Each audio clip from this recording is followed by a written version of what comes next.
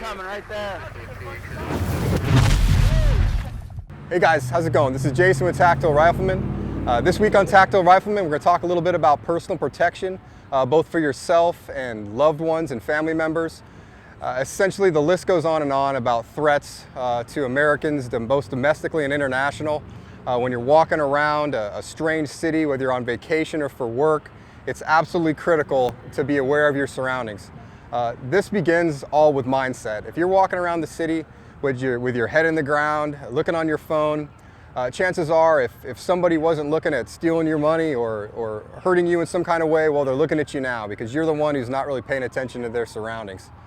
So mindset is an absolute critical factor in this.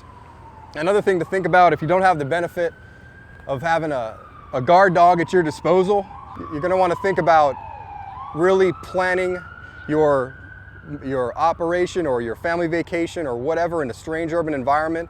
That planning goes a long way, knowing what routes might get you into some kind of trouble, about knowing what kind of places to avoid, so on and so forth. There's a handful of applications on your cell phone that you can use to get an idea of the threat level of any particular location you're going to.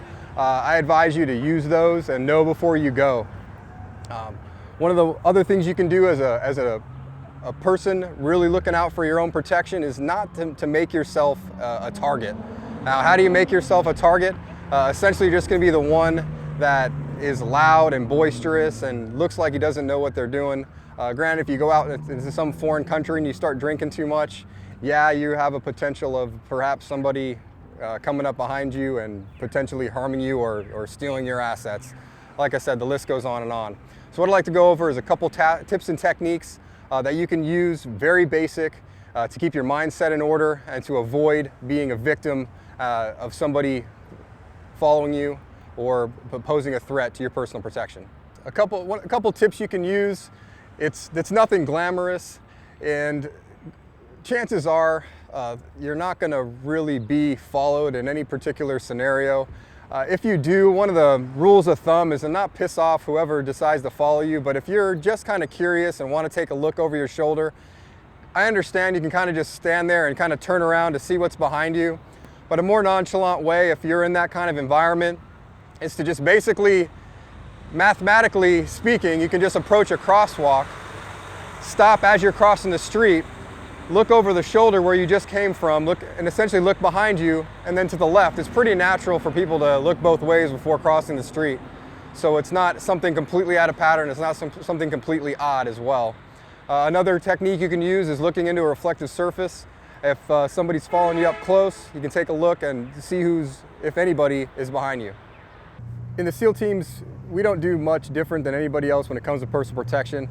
I think where the rubber meets the road is going to be your mindset.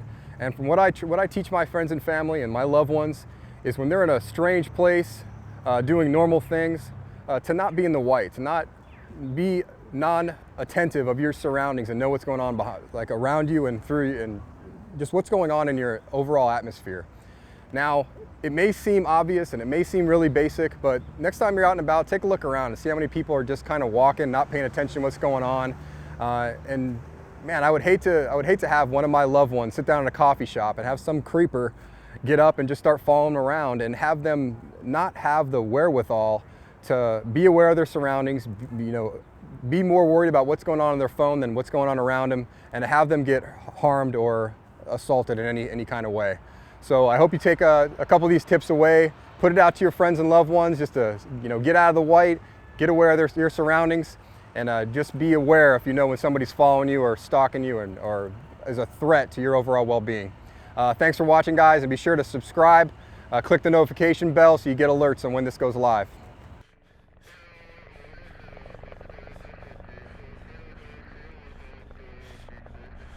If you like this video, make sure to like, comment, and subscribe.